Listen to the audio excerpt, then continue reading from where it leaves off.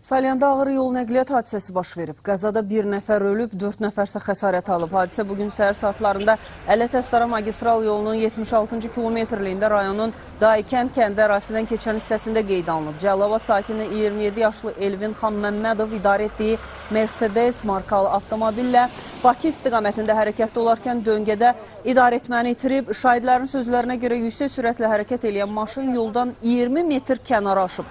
Sürücü hadisə yerində dünyasını dəyişib.